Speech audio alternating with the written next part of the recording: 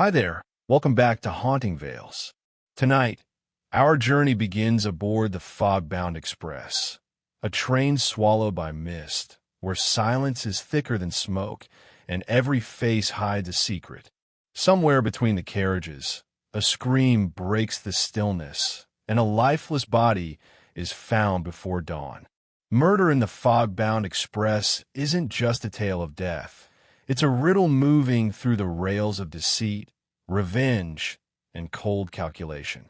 As the wheels turn through the fog, Hercule Poirot must navigate the murky corridors of truth, uncovering a killer who hides in plain sight. Stay till the very end, for when the mist clears, the truth will strike harder than the scream that started it all. And don't forget to like, share, and subscribe to Haunting Vales, where mysteries never sleep. Chapter 1: Shadows in the Mist. The fog had rolled in from the marshes during the night, thick and merciless, swallowing the countryside whole. By morning, even the proud towers of London's King's Cross were reduced to pale, ghostly silhouettes. The lamps along the platform burned dimly in the haze, their light catching the beads of moisture that hung in the air. Porters moved like shadows, their figures looming and vanishing as they wheeled trunks toward the waiting carriages of the Fogbound Express, a private train bound for Edinburgh, reserved for the wealthy and distinguished. Its dark green exterior gleamed under a sheen of mist, and its brass fittings glimmered faintly like buried treasure. Hercule Poirot stood by the platform edge, immaculate as always. His gray overcoat was buttoned to perfection, his gloves spotless, his hat placed at just the right angle. Beside him, Captain Arthur Hastings stamped his feet against the chill and peered toward the obscured locomotive. "Dashed unpleasant weather," Hastings muttered. "One can scarcely see a yard ahead." "Precisely why, mon ami, one must always walk with care," Poirot replied gently, adjusting his tie. "It is when the eyes cannot see that one must rely upon the little gray cells." They stepped aboard, the warmth of the train wrapping around them at once, a contrast so pleasant that Hastings let out an appreciative sigh. The interior was a marvel of luxury. Velvet seats, gleaming mahogany panels, and crystal lamps that glowed softly above polished tables. Even the scent of the train, leather, tobacco, and faint perfume, spoke of refinement and secrets. Poirot and Hastings settled into their compartment. Opposite them sat a woman of remarkable composure, Mary Debenham, her calm, intelligent eyes fixed on a book she was not truly reading. She greeted them with a brief nod before returning to her thoughts. Further along the carriage, Poirot's gaze took in several other faces. Colonel Arbuthnot, proud and straight-backed, his mustache bristling with quiet authority. Count Andrenii and his wife, the Countess, elegant figures who spoke little, their words soft and musical. Princess Dragomirov, wrapped in furs, her face pale and regal, as though carved from porcelain. And Mr. Ratchet, a coarse man with a broad smile that never quite reached his eyes. "A curious collection of travelers," Hastings remarked. "Indeed," murmured Poirot, "every carriage of humanity is a mystery, my friend. One must simply choose where to begin the reading." The train lurched forward with a hiss and a rumble. Through the windows, the fog pressed close, swallowing the platform and the waving porters until only the rhythmic clatter of wheels reminded them that they were moving at all. Afternoon tea was served by an efficient steward in uniform.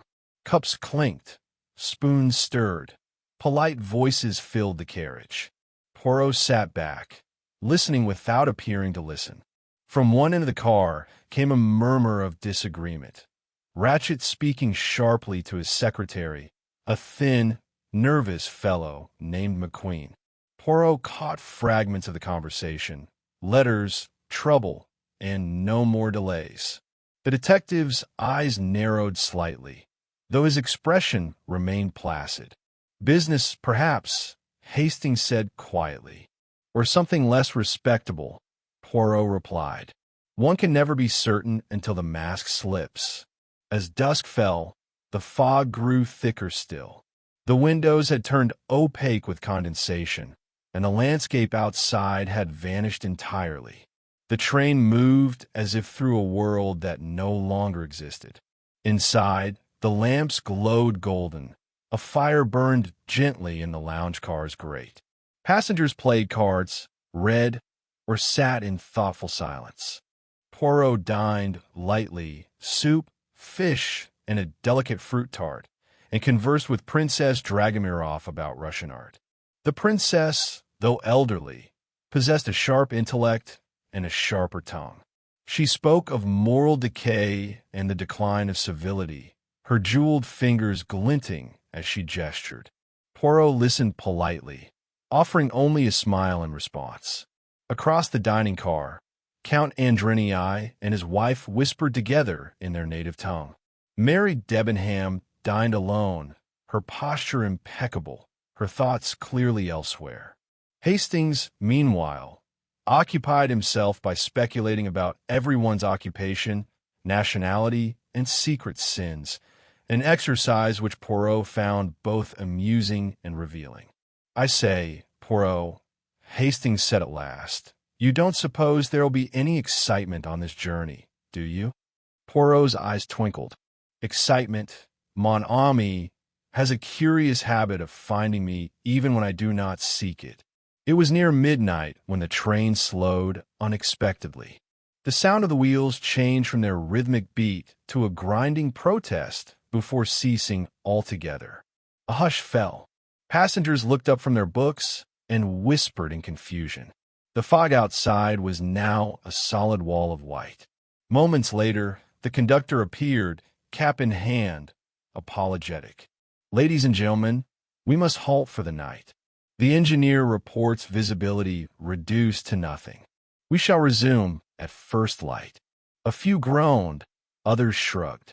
Ratchet, however, seemed unusually agitated. He pressed the conductor for details, demanded reassurances, then retreated to his compartment, muttering.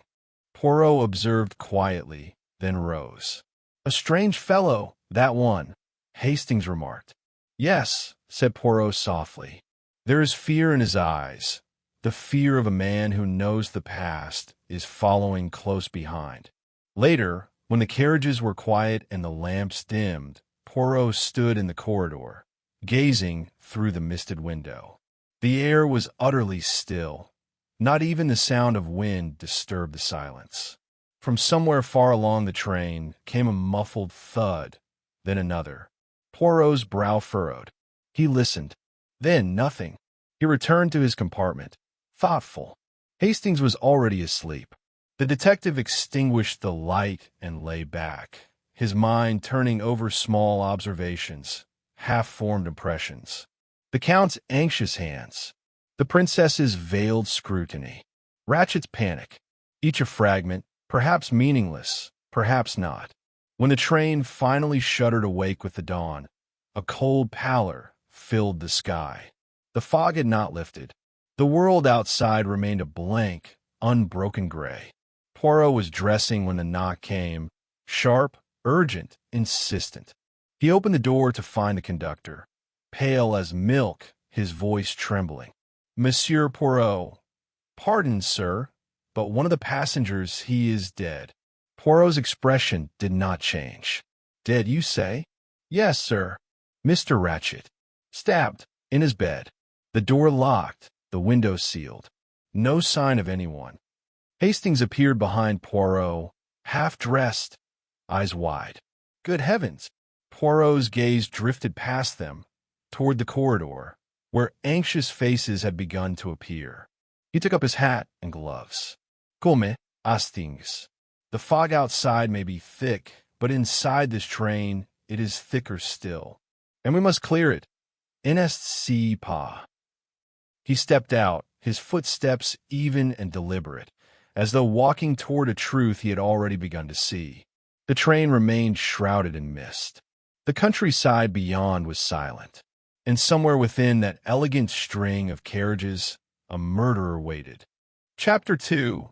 The Faces Behind the Glass. The morning light crept reluctantly into the train, pale and uncertain. It mingled with the fog that still clung to the windows, casting the compartments in a dim, ghostly glow. The air was thick with unease. Whispers drifted down the corridor like stray threads of smoke. Poirot moved with calm precision, every step measured, his expression unreadable. Hastings followed, still buttoning his waistcoat, trying to collect his thoughts. The conductor led them through the first-class carriage, his face ashen. "It is here, Monsieur Poirot," he said, stopping before a door marked Ratchet, compartment 9. "We have not touched anything. The door was locked from within. We had to break it open." Poirot inclined his head. "Très bien. And you are certain no one entered after?" "Quite certain, sir." Poirot stepped inside. The compartment was small but richly appointed. Mahogany walls, a single berth neatly made, silver fittings polished to a mirror shine. But the bed's white sheets were now a violent canvas of red. Ratchet lay sprawled beneath them, his face frozen in a grotesque parody of sleep. His eyes were open, wide with terror, and his mouth hung slightly ajar. 12 stab wounds marred his chest, irregular and haphazard, as though inflicted by more than one hand or one mind. Hastings turned away, his voice low. "Good Lord, it's horrible." Poirot knelt beside the bed, studying the scene with a delicate detachment. He touched nothing, but his gaze missed nothing. The window was fastened tight, no sign of forced entry. The door had been locked from the inside. On the small table beside the bed stood an unfinished glass of water, a burned-out candle, and a gold pocket watch stopped at 1:15. "Locked room, no?"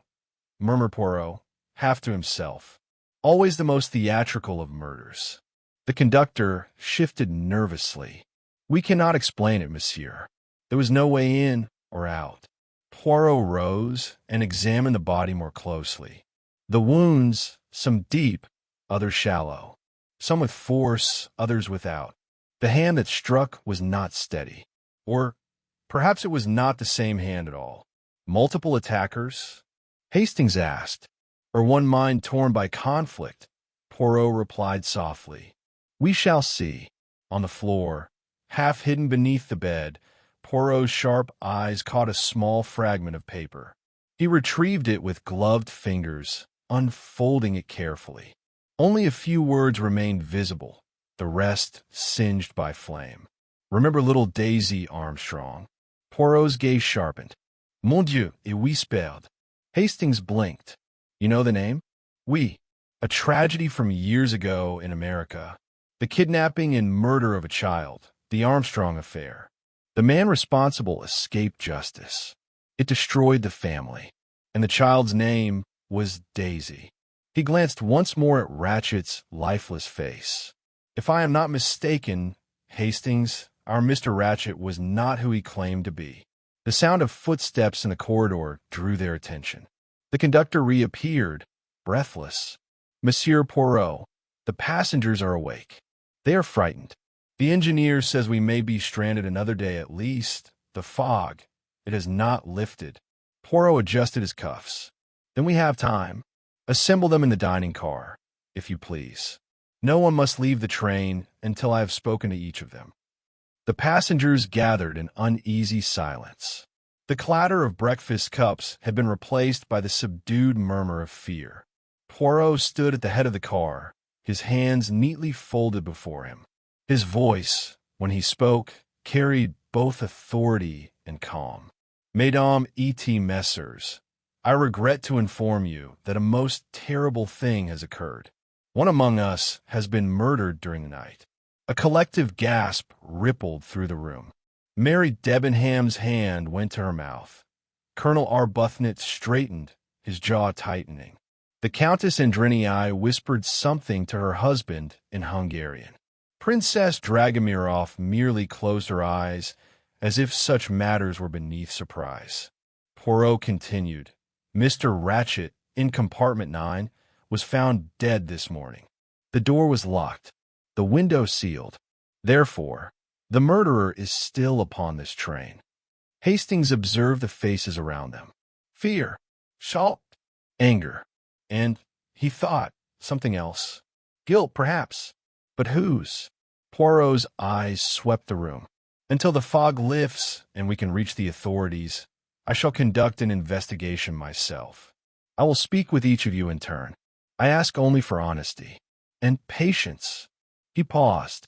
You may be assured, I will find the truth. It always, how you say, arrives on time. The interviews began at once. Mary Debenham came first. She entered the compartment with quiet composure, though Poirot noticed the tension in her shoulders. You were awake late last night, mademoiselle? He asked gently. A little, she said. I couldn't sleep. The fog, I suppose. Did you hear anything unusual? She hesitated. I thought I heard voices, a thud, perhaps. But on a train, sounds carry oddly. Poirot studied her face. Calm, intelligent, but beneath the surface, a flicker of something deeper. He filed it away. Colonel Arbuthnot followed, all clipped tones and military precision. Beastly business, this, he muttered. Didn't know the man, thank heavens. You were acquainted with Miss Debenham? Poirot asked idly. The colonel's eyes flickered. We've met. Traveled together once or twice. Nothing improper, I assure you. Mais bien sûr, said Poirot mildly. Impropriety is not the crime we investigate, Colonel. Arbuthnot flushed, then fell silent. Next came the Count and Countess Andrenii. The Count, dark and handsome, spoke for them both, his English precise but accented. The Countess remained still, her gloved hands folded tightly in her lap. My wife was asleep all night, the Count said firmly. We heard nothing. Poirot smiled faintly. And yet, monsieur, even those who sleep sometimes dream aloud. The Count's expression hardened, but Poirot moved on. Then, the Princess Dragomirov, imperious even in her old age, her eyes sharp as a hawk's. You knew Mr. Ratchet? Poirot asked. I make it my business not to know such men, she said coolly. He was vulgar. There was evil about him. Evil. She inclined her head. Yes, one recognizes it. Age gives one certain perceptions. Finally came McQueen, Ratchet's secretary, a nervous man with ink-stained fingers and a perpetually damp forehead. I can't believe it, he stammered. I mean, he was difficult, yes, but murdered? Tell me, monsieur, Poirot said softly. Was your employer truly Ratchet? McQueen looked up sharply. Well, he used other names before. Business reasons, he said. Business, Poirot murmured. Or escape. McQueen swallowed hard. Escape. Poirot folded his arms. Yes, for you see, monsieur, your employer was once known in America as Cassetti, the man who kidnapped and killed the child, Daisy Armstrong. The secretary's face went white. Good God. Yes, Poirot said quietly. It seems justice, having been denied once, has chosen to travel by train. By afternoon, the fog had thickened, pressing its gray face against the windows as though eager to listen. Poirot sat in the lounge car, his notebook open, his mind arranging facts into patterns. 12 wounds, some deep, some shallow. A locked room, a fragment of paper naming Daisy Armstrong, and 12 passengers, each with something to hide. Hastings returned with tea. Everyone seems on edge, he said. You think they were all guilty. Poirot smiled faintly. Perhaps they are, mon ami, or perhaps they share only a guilt of the heart. We shall know soon. He tapped his pen. Consider, Hastings, a man despised, whose crimes left a trail of suffering. And now 12 wounds. Does it not seem symbolic? Hastings frowned. You mean revenge? Justice, Poirot said softly. Of a kind. From somewhere down the corridor came the faint sound of a woman crying. The train groaned softly on its rails, immobile in the endless fog. Poirot looked up, his expression unreadable. Tonight, I think, we shall find the face of truth behind the glass. But whether we shall like what we see, say, my friend, that is another matter entirely. He rose, closed his notebook, and turned toward the silent corridor, where the reflection of his own face stared back from the window. 1 detective, 12 suspects, and a single truth waiting to be revealed. Chapter 3. The Web of 12. The afternoon wore on beneath an unbroken pall of fog.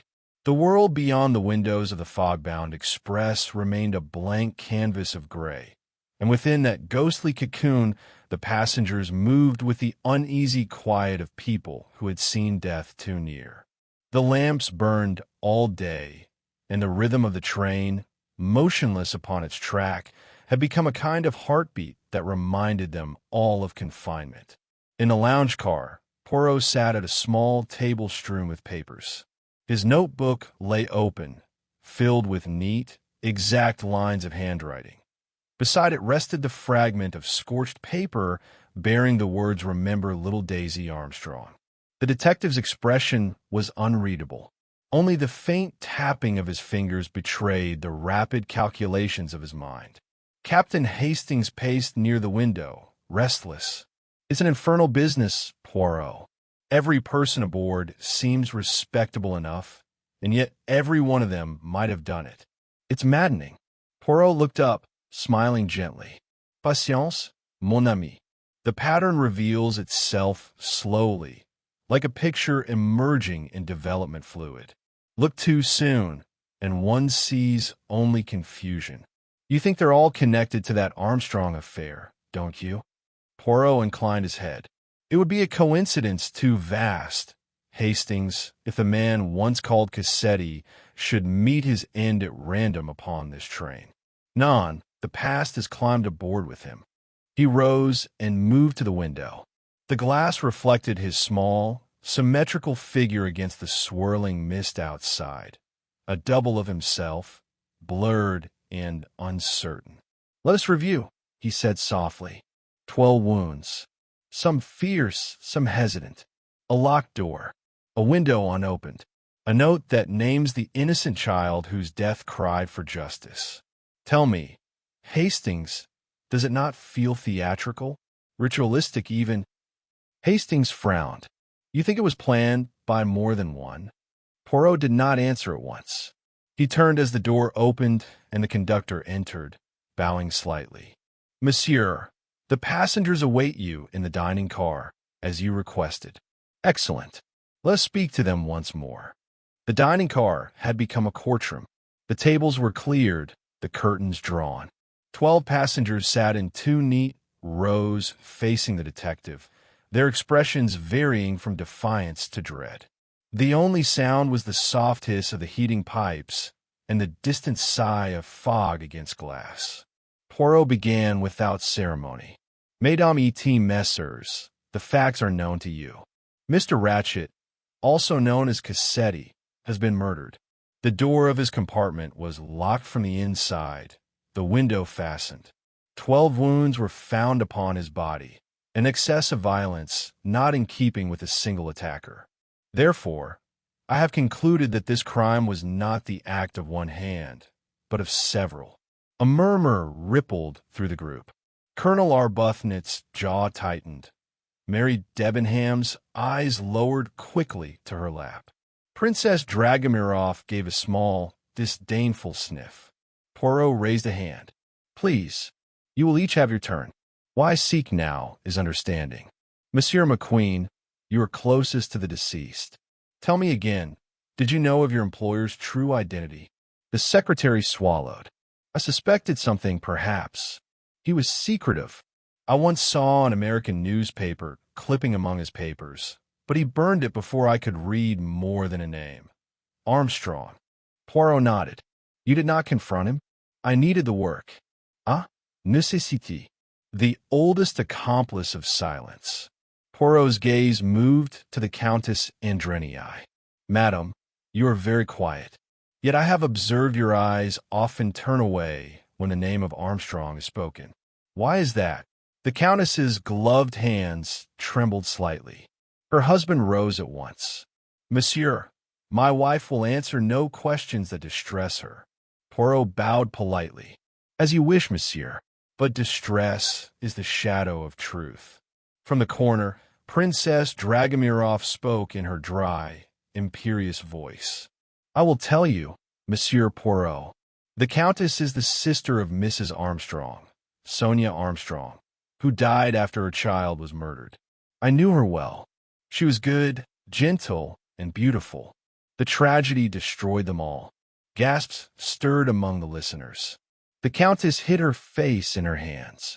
The Count glared at the princess, but she merely lifted her chin. Poirot's voice was soft but firm. "Then you see, Mes Amos, how close we are already. This train is no chance gathering. It is a tribunal." He turned next to Mary Debenham. "And you, mademoiselle, governess once perhaps, you have the calm of one accustomed to children." Her composure faltered for the first time. "Yes," she said faintly. "I was the Armstrong child's nurse." Colonel Arbuthnot shifted in his seat. "If you mean to accuse her—" "I accuse no one," said Poirot. "I simply note the pattern. You, Colonel, serve under the late Colonel Armstrong, did you not? A man you respected." "I did," he said quietly. "He shot himself when the news broke. I swore, if I ever met the man responsible—" He stopped. The silence filled the rest. Poirot looked from face to face. "Then it is as I feared and hoped. Every one of you has a thread that binds you to the Armstrong tragedy. The cook, the nurse, the soldier, the friend, the godmother, the kin, all upon one train. 12 souls wounded by the same evil. 12 wounds upon the murderer's body. Coincidence? None. Justice, collective and deliberate." The room seemed to tighten around his words. Outside, the fog pressed harder against the glass, as if listening. "And yet," Poirot continued softly, "there remains the puzzle of method. The door was locked. Who held the key? Who struck first? There is still deception among you. Someone led this orchestra of vengeance, and another attempted to conceal it." He opened his notebook and laid it on the table. "Each of you had your turn with the dagger. Some struck in anger, some in sorrow, one perhaps not at all. But the pattern is clear." Hastings whispered, "Then you know who did it?" Poirot's eyes glinted. "I know who began it. But before I speak, there is one test remaining." He beckoned to the conductor. "Bring me the luggage of the late Mr. Ratchet." A few moments later, a small suitcase was set before him. Poirot examined the lock, then with a quick motion produced from his pocket a tiny instrument and sprang it open. Inside lay ordinary things: shirts, papers, a small revolver, and a handkerchief embroidered with an initial, H.D. He lifted it delicately. "H.D.," he murmured. "Helen Debenham Armstrong, the mother of Daisy. A keepsake taken by the murderer from the old house, perhaps, or a symbol left behind to guide me." Mary Debenham rose suddenly. "Give that to me," she said, her voice trembling. "It belonged to Mrs. Armstrong." Poirot regarded her gravely. "So you admit it?" She sank back, defeated. "We only wanted him to suffer as we did." "And did he?" Poirot asked quietly. "You have given the law its due, but what of the heart? Does vengeance restore the dead?" No one answered. The rhythm of the silent engine was the only sound. Poirot sighed. "It is finished. The murderer of Daisy Armstrong has met his fate by 12 avenging hands. And yet, there is still mercy left in the world." He closed his notebook. "When this train reaches the next station, I shall present 2 solutions to the authorities. One simple, one true. The simple one will say that an unknown intruder boarded the train and escaped in the fog. The true one I shall keep for my conscience. For sometimes, Hastings, justice is not written in the codes of law, but in the hearts of men and women." Hastings looked at him in astonishment. "You'd let them go?" Poirot smiled faintly. "I do not let them go, mon ami. I merely choose which truth to tell." He turned toward the window. The fog had begun to lift at last, revealing the first pale shimmer of light upon the fields beyond. The train gave a shudder and began to move again, slowly, inexorably forward. Poirot watched the receding mist and murmured, almost to himself, "The past always finds its station, but perhaps, sometimes, it need not stop." Chapter 4. The Light Through the Fog. The Fogbound Express crept forward, its wheels groaning against the frozen rails. Beyond the window, dawn had begun to break, a faint silver bleeding through the fog like hope through despair. The world, once smothered in gray, now revealed ghostly outlines of trees and distant hills, touched by the first light of morning. Inside, Hercule Poirot sat once more in the dining car, alone but for the whisper of the train. Before him, a cup of untouched coffee steamed faintly. The silence was heavy, almost reverent, the stillness that follows confession. He did not look up when Hastings entered. So Hastings said quietly, taking the seat opposite him, "You're really going to do it? Give the authorities that false story?" Poirot's mustache twitched, the ghost of a smile there and gone. "Mon ami, false is a harsh word. Let us call it the gentler version of the truth." Hastings frowned. "You've always stood for justice, Poirot." "I do still," Poirot murmured, staring into his coffee. "But justice, Hastings, is not a single coin. One side is law, the other." He turned the cup slowly in his hands. "Is mercy." The door opened softly. Mary Debenham stepped inside, pale and composed once more, though her eyes betrayed a sleepless night. Behind her came the Countess Andrenii and Princess Dragomirov. Each bore the same expression, weary, haunted, but resolute. "Monsieur Poirot," said the Countess, "we've come to ask, what will happen now?" Poirot rose, bowing slightly. "That depends, madam, on what version of the world you wish to live in. Shall the law be told of a train of vengeance, 12 people united in a sacred act of retribution? Or shall the tale be simpler? A stranger who came aboard in the fog, struck and vanished." Princess Dragomirov gave a faint, ironic smile. "You would do that for us?" "I would do it for the child," said Poirot softly. "For Daisy Armstrong, who never saw her 10th birthday. Her story deserves peace, not scandal." A tear slid down the Countess's cheek. "You are kind, Monsieur Poirot." "Non," he said. "I am practical. To drag this before the courts would bring only pain. The law would call you murderers. But in another sense, mesdames, you are the instruments of a justice the world could not give. You have done what the system failed to do." Mary Debenham whispered, "And do you forgive us?" Poirot hesitated. Then, very gently, "It is not for me to forgive. I'm not God, but I can understand." He turned toward the window. Outside, the fog was thinning into ribbons, parting to reveal the whitened fields of France. "You will all return to your homes. You will live with what you have done. Some of you will find peace. Others may not. But life, Mies Amos, has a way of demanding its own penance." For a while, none spoke. The rhythmic churning of the wheels filled the silence with its steady heartbeat. At last, the door slid open once more, and Monsieur Book, the railway director, entered, his round face drawn and anxious. "Mon cher Poirot, the police at the next station wish to know your conclusions. The whole train waits upon your word." Poirot inclined his head. "Tell them this. A stranger boarded the train in the night, committed the crime, and escaped in the fog.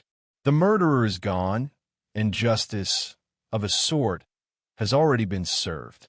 Book looked astonished. "But are you certain?" Poirot smiled faintly. "As certain as one can be when truth and kindness must share a bed." Book hesitated, then nodded solemnly and departed. Hastings exhaled. "You've done it, old man. You've saved them." Poirot did not answer. He walked slowly to the end of the car, where the glass door opened onto the narrow passage.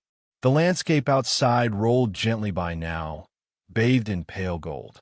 The fog was breaking apart completely, sunlight spilling through like absolution. He spoke quietly, more to himself than to Hastings.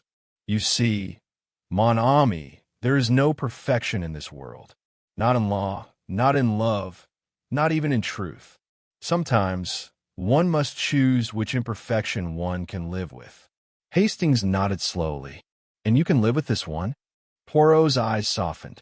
Yes, because for the first time in many years, I have seen the heart of humanity, flawed, but not without compassion. He stepped closer to the window. Listen, Hastings. Do you hear it? Hastings tilted his head. The steady thrum of the train had changed. Lighter, freer, as if the very machine breathed relief now that it moved again. It is the sound, said Poirot softly, of a world that turns onward, leaving its secrets behind in the fog. That evening, when the Fogbound Express finally pulled into the station at Calais, the platform was crowded with police, porters, and curious eyes. The story Poirot told was taken down, believed, and filed away. An intruder vanished into the mist. A mystery unsolved. The case closed. But among the passengers who departed that morning, no one spoke. They moved through the haze like ghosts, bound together forever by a secret that would never be written, never confessed again. Poirot remained behind for a moment, standing beside the train that had carried both death and redemption. He raised his hat to the cold wind and murmured, "Adieu, little Daisy. Justice sleeps now, and may your soul rest with it." Then he turned, coat flaring gently, and walked into the brightening day. The Fogbound Express fades into legend. Another case, another secret sealed in silence. But in the drifting smoke and the echo of steel on rails, one truth lingers still. Justice is never as simple as we wish, and even Hercule Poirot must sometimes choose mercy over truth. If this mystery held you captive till the end, step into the next enigma with us. Like, subscribe, and let the next case begin, because in the world of Hercule Poirot, the fog never fully clears.